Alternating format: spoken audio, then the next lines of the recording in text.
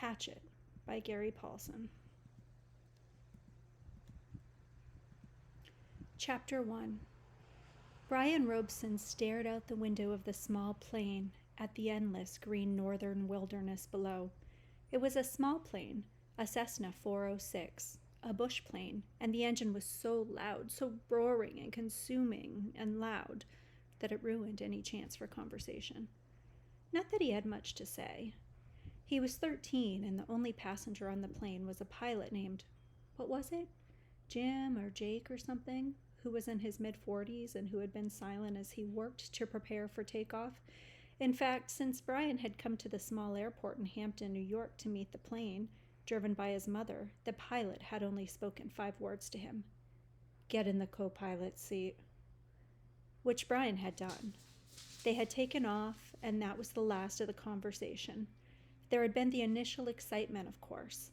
He had never flown in a single-engine plane before, and to be sitting in the co-pilot's seat with all the controls right there in front of him, all the instruments in his face as the plane clawed for altitude, jerking and sliding on the wind currents as the pilot took off, had been interesting and exciting.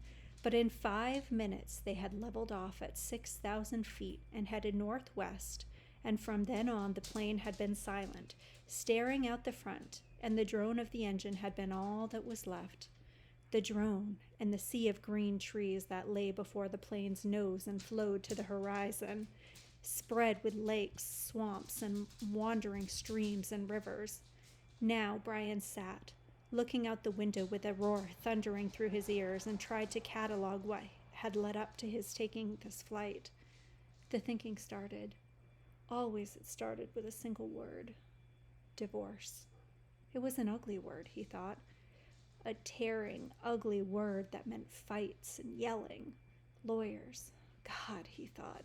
How he hated lawyers who sat with their comfortable smiles and tried to explain to him in legal terms how all that he lived in was coming apart, and the breaking and shattering of all the solid things. His home, his life, all the solid things. Divorce. A breaking word. An ugly, breaking word. Divorce. Secrets.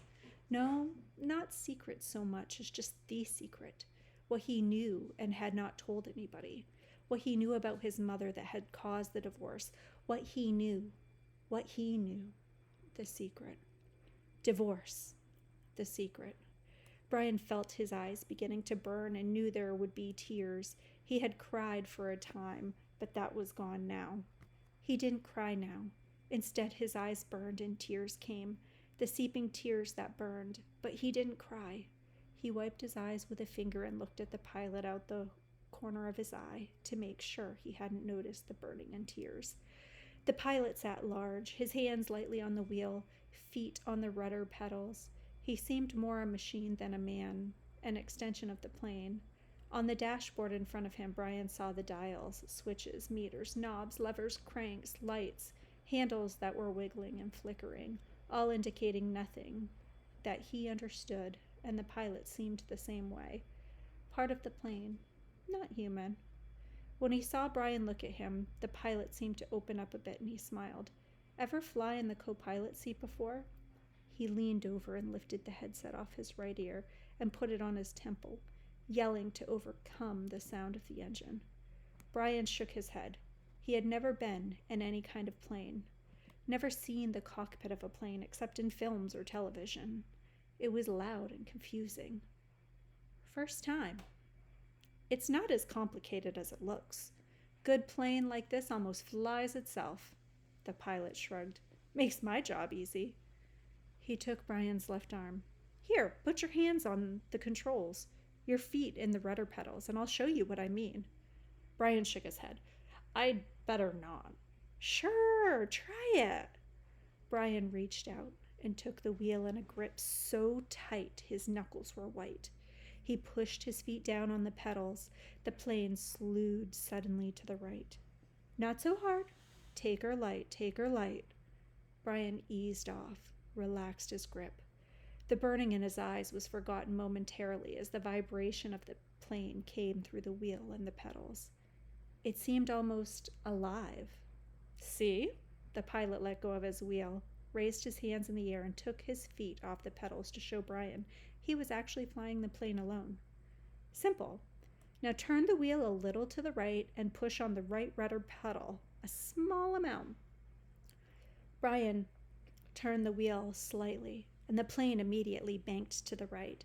And when he pressed on the right rudder pedal, the nose slid across the horizon to the right. He left off on the pressure and straightened the wheel, and the plane righted itself. Now you can turn. Bring her back to the left a little. Brian turned the wheel left, pushed on the left pedal, and the plane came back around. It's easy, he smiled.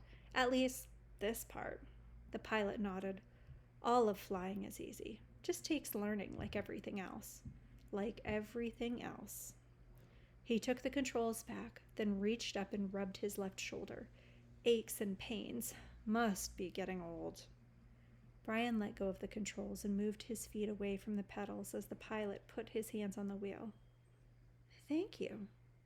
But the pilot had put his headset back on, and the gratitude was lost in the engine noise, and things went back to Brian looking out the window at the ocean of trees and lakes.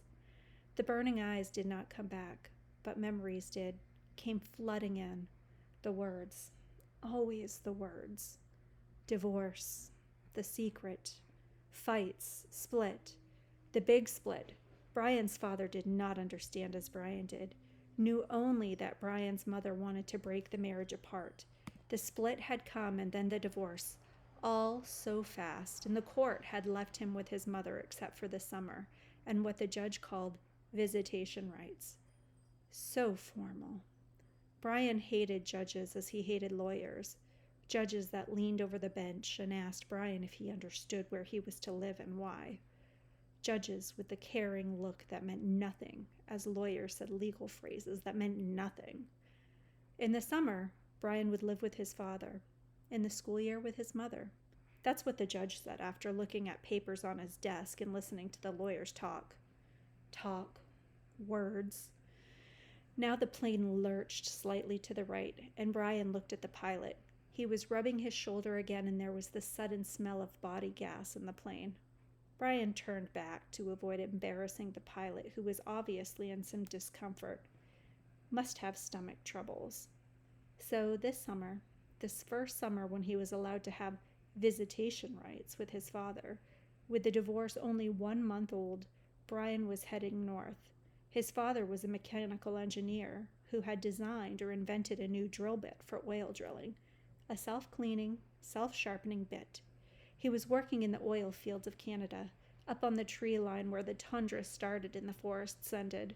Brian was riding up from New York with some drilling equipment. It was lashed down in the rear of the plane next to a fabric bag the pilot had called a survival pack, which had emergency supplies in case they had to make an emergency landing that had to be specially made in the city. Riding in the bush plane with a pilot named Jim or Jake or something, who had turned out to be an all right guy, letting him fly and all. Except for the smell. Now there was a constant odor, and Brian took another look at the pilot, found him rubbing the shoulder and down the arm now, the left arm, letting go more gas and wincing. Probably something he ate, Brian thought. His mother had driven him from the city to meet the plane at Hampton, where it came to pick up the drilling equipment. A drive in silence, a long drive in silence.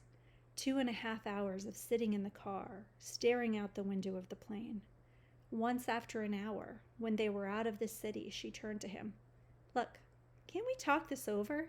Can't we talk this out? Can't you tell me what's bothering you?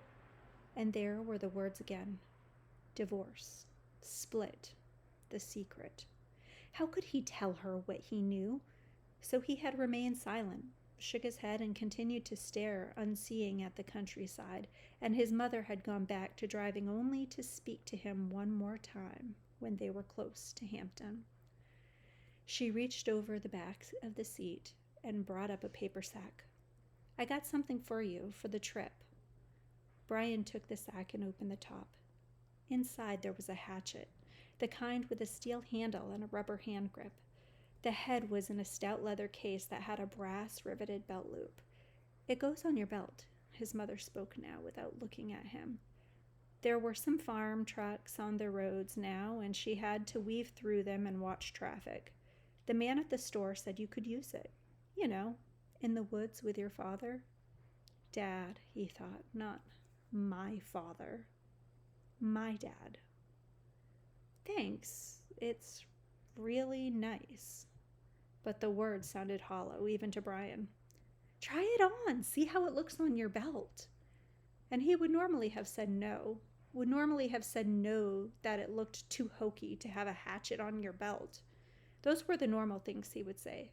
But her voice was thin, had a sound like something thin would break if you touched it, and he felt bad for not speaking to her. Knowing what he knew, even with the anger, the hot white hate of his anger at her, he still felt bad for not speaking to her. And so to humor her, he loosened his belt and pulled the right side out and put the hatchet on and rethreaded the belt.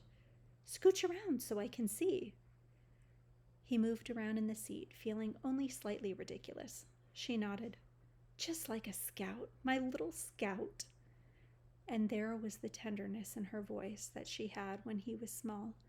The tenderness she had when he was small and sick with a cold, and she put her hand on his forehead, and the burning came into his eyes again, and he had turned away from her and looked out the window, forgotten the hatchet on his belt, and so arrived at the plane with the hatchet still on his belt.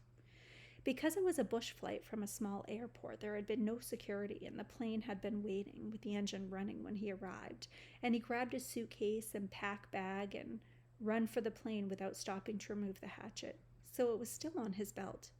At first he had been embarrassed, but the pilot had said nothing about it, and Brian forgot it as they took off and began flying. More smell now. Bad. Brian turned again to glance at the pilot, who had both hands on his stomach and was grimacing in pain, reaching for the left shoulder again as Brian watched. Don't know, kid. The pilot's words were hissed, barely audible. Bad aches here. Bad aches. Thought it was something I ate, but... He stopped as a fresh spasm of pain hit him. Even Brian could see how bad it was. The pain drove the pilot back into the seat, back and down. I've never had anything like this. The pilot reached for the switch on his mic cord, his hand coming up in a small arc from his stomach, and he flipped the switch and said, This is Flight 46. And now a jolt took him like a hammer blow, so forcefully that he seemed to crush back into the seat. And Brian reached for him. Could not understand at first what it was. Could not know. And then he knew. Brian knew. The pilot's mouth went rigid. He swore and jerked a short series of slams into the seat, holding his shoulder now. Sore and hissed. Chest! Oh God, my chest is coming apart! Brian knew now. The pilot was having a heart attack. Brian had been in the shopping mall with his mother when a man in front of Paisley's store had suffered a heart attack. He had gone down and screamed about his chest. An old man, much older than the pilot. Brian knew. The pilot was having a heart attack, and even as the knowledge came to Brian, he saw the pilot slam into the seat one more time. One more awful time he slammed back into the seat. His right leg jerked, pulling the plane to the side in a sudden twist, and his head fell forward and spit came. Spit came from the corners of his mouth, and his legs contracted up into the seat, and his eyes rolled back in his head until there was only white. Only white for his eyes, and the smell became worse, filled the cockpit and all of it so fast, so incredibly fast that Brian's mind could not take it in at first, could only see it in stages. The pilot had been talking, just a moment ago complaining of the pain. He had been talking. Then the jolts had come. The jolts that took the pilot back had come, and now Brian sat, and there was a strange feeling of silence in the thrumming roar of the engine. A strange feeling of silence and being alone. Brian was stopped. He was stopped. Inside, he was stopped. He could not think past what he saw, what he felt. All was stopped. The very core of him, the very center of Brian Robeson, was stopped and stricken with a white flash of horror, a terror so intense that his breathing, his thinking, and nearly his heart had stopped. Stopped. Seconds passed, seconds that became all of his life, and he began to know what he was seeing, began to understand what he saw, and that was worse. So much worse that he wanted to make his mind freeze again. He was sitting in a bush plane roaring 7,000 feet above the northern wilderness with a pilot who had suffered a massive heart attack and who was either dead or in something close to a coma. He was alone. In the roaring plane with no pilot, he was alone. Alone.